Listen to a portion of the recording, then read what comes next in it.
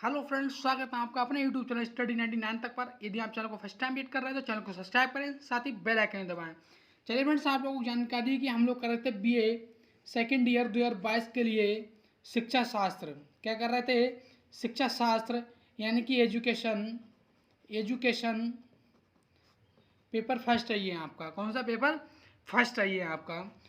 और chapter number 7 है, और चैप्टर नंबर 7 का जो नाम है वो है व्यक्तित्व, यानी कि पर्सनालिटी। सही है। अब हम बात करते हैं कि व्यक्तित्व का अर्थ, जो व्यक्तित्व यानी पर्सनालिटी का मीनिंग क्या है, पर्सनालिटी ऑफ मीनिंग्स। तो इसका क्या है कि व्यक्तित्व जो है अंग्रेजी शब्द के पर्सनालिटी का हिंदी रूप है। जो व्यक्तित्व शब्द जो है, वो जो पर्सनालिटी अंग्रेजी का शब्द है पर्सनालिटी, उसका जो हिंदी रूप है वो आपका व्यक्तित्व है। सही है। ये इसका शाब्दिक अर्थ हो गया कि पर्सनालिटी शब्द जो है इसका हिंदी रूप क्या है? व्यक्तित्व है। अब हम बात कर लेते हैं, पर्सनालिटी शब्द जो है यूनानी भाषा के पर्सोना शब्द से बना है। जो पर्सनालिटी शब्द जो है ये किस शब्द से बना है? ये बना है यूनानी भाषा के पर्सोना शब्द से। और इस पर्सोना शब्द का जो अर्थ होता है वो होता है नकाब या मुखौटा। नकाब या मुखौटा यानी व्यक्ति का जो चेहरा है उस चेहरे के पीछे का नकाब, मुखौटा, जिसे हम कहते हैं मास्क। सही है। अब बात करते हैं व्यक्तित्व का सैद्धांतिक अर्थ क्या है। तो सामान्य दृष्टिकोण से हम कह सकते हैं कि व्यक्तित्व का जो अर्थ है यह है कि उन गुणों से जिनसे व्यक्ति किसी दूसरे व्यक्ति को प्रभावित करता है। मैंने क्या कहा? यानी कि पर्सनालिटी, यानी कि कोई किसी व्यक्ति का किसी व्यक्ति का पहनावे से पर्सनालिटी उसकी क्या होती है? अट्रैक्ट है। यानी कोई व्यक्ति किसी दूसरे व्यक्ति से क्या अट्रैक्ट हो रहा है। सही है। यानी कि वो क्या हो रहा है? प्रभावित हो रहा है। तो क्या पर्सनालिटी है वो। अब पर्सनालिटी जरूरी नहीं है कि सिर्फ उसके कपड़े से झलके, उससे कम्युनिकेशन से झलक सकती है, उनकी भाषा से, उसके पहनावे से, उसकी बोलचाल से, उनके रख रखाव से। ये क्या पर्सनालिटी है एक तरीके की। सही है। दूसरा देखें दार्शनिक दृष्टिकोण से, जो दार्शनिक हुआ करते थे उन्होंने पर्सनालिटी के बारे में, यानी व्यक्तित्व के बारे में क्या अपनी राय रखी है। तो उन लोगों ने कहा है कि व्यक्तित्व जो है पूर्णता आदर्श है, ये आत्मानुभूति है, ये आत्मा अनुभूति है। सही है। क्या ये आत्मानुभूति है? तीसरा हम देखते हैं समाज शास्त्रीय दृष्टिकोण। समाज शास्त्रीय दृष्टिकोण क्या कहता है कि वे सभी गुणों का संगठन है। यानी कि व्यक्तित्व जो है वो सभी गुणों का संगठन है। जो व्यक्ति को समाज में पद और कार्य निर्धारित करता है।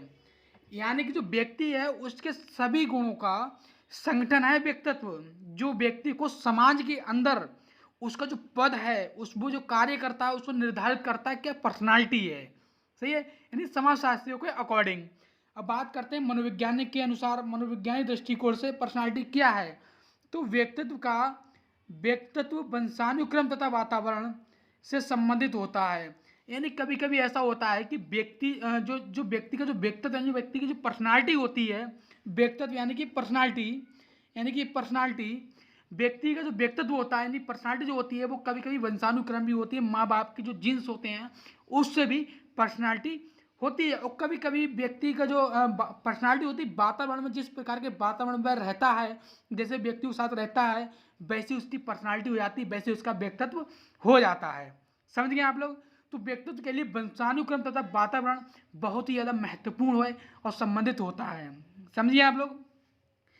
व्यक्तित्व की परिभाषा, एक मनोवैज्ञानिक हुए हैं डेसिल, वो कहते हैं व्यक्तित्व ने पर्सनालिटी के बारे में उनकी राय ये है कि व्यक्तित्व व्यक्ति के संगठित व्यवहार का संपूर्ण चित्र है।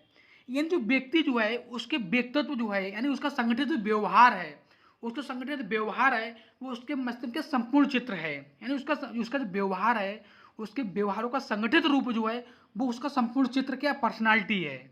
समझ गए आप लोग? आगे देखते हैं बैलेंटाइन के अकॉर्डिंग। बैलेंटाइन क्या कहते हैं? बैलेंटाइन कहते हैं कि व्यक्तित्व तो व्यक्ति के जन्मजात प्रवृत्तियों का योग्य है। मैंने आपसे अभी क्या कहा था कि व्यक्तित्व जो होता है कभी कभी व्यक्ति के अंदर माता पिता के जो जीन्स होते हैं यानी वंशानुक्रम के थ्रू जन्मजात प्राप्त होता है बालक के लिए। सही है। और कभी कभी यही व्यक्तित्व को हम वातावरण के द्वारा भी हम एक्सेप्ट करते हैं। आगे देखते हैं व्यक्तित्व के प्रकार। व्यक्तित्व के प्रकार, व्यक्तित्व के प्रकारों के संबंध में मनोवैज्ञानिक ने अपने अपने मत दिए हैं। सही है। यानी पर्सनालिटी है उसके प्रकारों को लेकर मनोवैज्ञानिकों के अपने अपने मत हैं।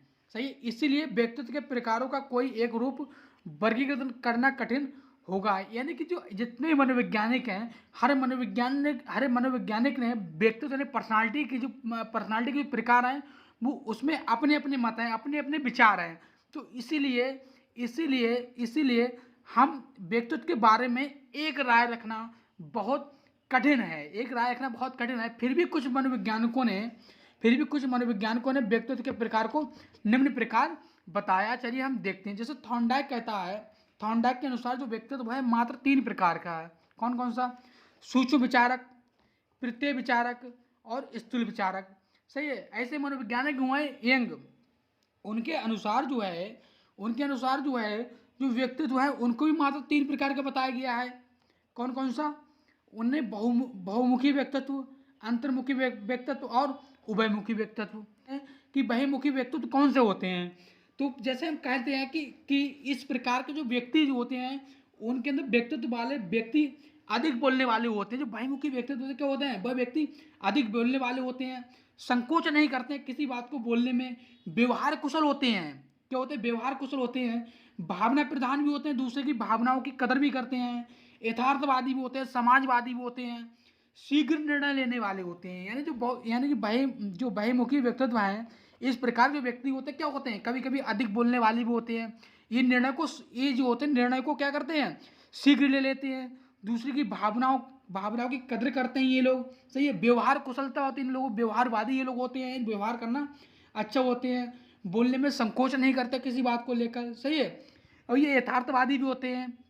सही है। इनकी मुख्य पहचान है। दूसरे आपका अंतर्मुखी व्यक्तित्व। इस प्रकार के व्यक्ति जो होते हैं संकोची होते हैं, यानी कि किसी बात को करने में क्या संकोच करते हैं। सही है। ये एकांत प्रिय होते हैं, ज़्यादातर अकेले रहना पसंद करते हैं ये लोग। जो अंतर्मुखी व्यक्तित्व क्या करते हैं? ज़्यादातर अकेले रहना पसंद करते हैं ये आदर्शवादी होते हैं।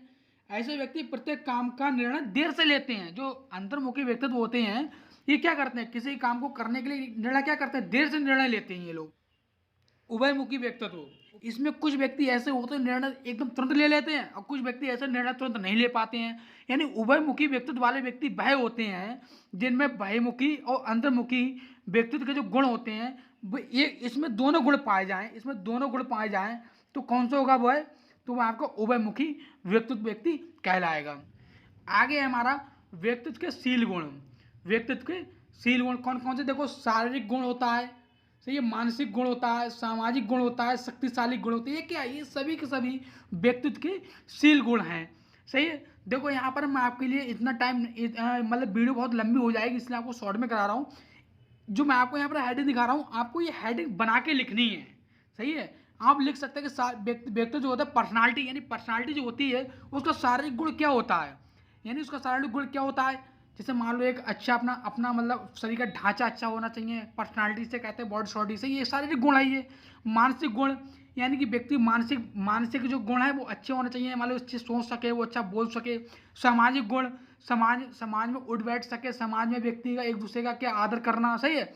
इस प्रकार से आपको बना के लिखना है। ये व्यक्तित्व पर प्रभाव डालने वाले तत्व, जो व्यक्ति होता है व्यक्ति के व्यक्तित्व पर प्रभाव डालने वाले तत्व कौन कौन से हैं हमें वो देखना है। तो व्यक्ति के व्यक्तित्व पर मात्र 2 चीजें प्रभाव डालती हैं। कौन कौन सा? एक आपका वंशानुक्रम और दूसरा आपका वातावरण जो होता है वो 3 प्रकार से प्रभाव डालता है। किस प्रकार? देखो, तो भौतिक वातावरण होता है व्यक्ति का, एक सामाजिक वातावरण होता है और एक सांस्कृतिक वातावरण होता है। सही। तो इसमें भी आपको क्या करना है? आपको अपनी तरफ से बना के लिखना है। चलिए फ्रेंड्स, यदि वीडियो आपको पसंद आई हो तो वीडियो को लाइक करें, कमेंट करें, शेयर करें। जय हिंद दोस्तों, वंदे मातरम।